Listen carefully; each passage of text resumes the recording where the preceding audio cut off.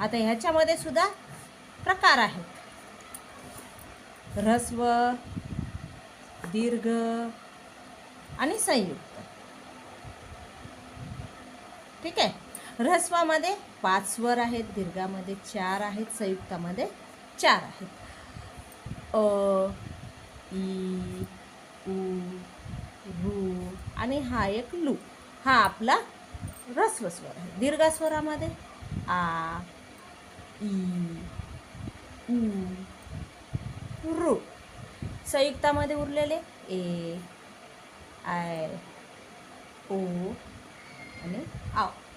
आता अम आहा हे स्वर नाहीत, हे स्वराश्रित आहे.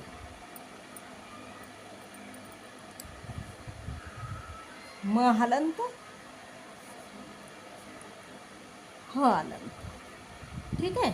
जर अ हा स्वर याच्यामध्ये आला तर याचा उच्चार अम होणार आहे, आणि अ स्वरमध्ये जर विसर्ग आला त्याचा उच्चार आह होणार आहे. अशा प्रकारे. तर ह्याच स्वरावरच आधारित आपली कोणती संधी आहे? स्वर संधी आहे, दीर्घ स्वर संधी. आता दीर्घ स्वर संधी म्हणजे काय? जे की सजातीय स्वरापुढे दुसरा सजातीय स्वर आला. सजातीय म्हणजे समान. अ च्या समोर आ आल्यास आ, हां, अ च्या समोर जर अ आल्यास त्याचा आ होणार आहे. अ च्या समोर जर आ आल्यास त्याचा आच होणार आहे. आ च्या समोर आ आल्यास त्याचा आ होणार आहे.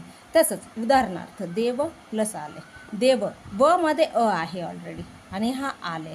देव ब हालंत केला आणि अ आपण बाजूला घेतलो आणि हा आ लय. हे दोन्हीही आपल्या नियमाप्रमाणे अ किंवा आच्या समोर अ किंवा आ आल्यास काय होणार आहे? याचा आ होणार आहे. आता हा देव हलंत आहे. हां, देव आ प्लस लय.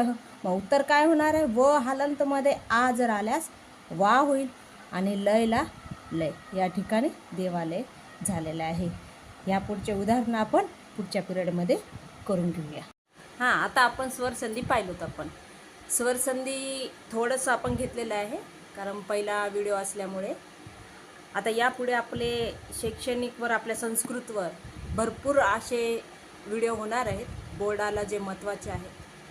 आता 2-3 महिने आपली एक्झाम आहे, 1 महिन्यात आपल्या रिव्हिजनमध्ये जाणार आहे. आणखी तुम्हाला कोणते डाऊट असतील तर तुम्ही मला कमेंट करून विचारू शकता, मी त्यांचं उत्तर देते. आणि त्याचप्रमाणे तुम्ही माझ्या ह्या चॅनलला लाईक करा, सबस्क्राईब करा आणि शेअर करा. आणि कुणी विद्यार्थ्यांना जर संस्कृत अवघड जात असेल तर तुम्ही त्यांना शेअर करू शकता. ठीक आहे, धन्यवाद.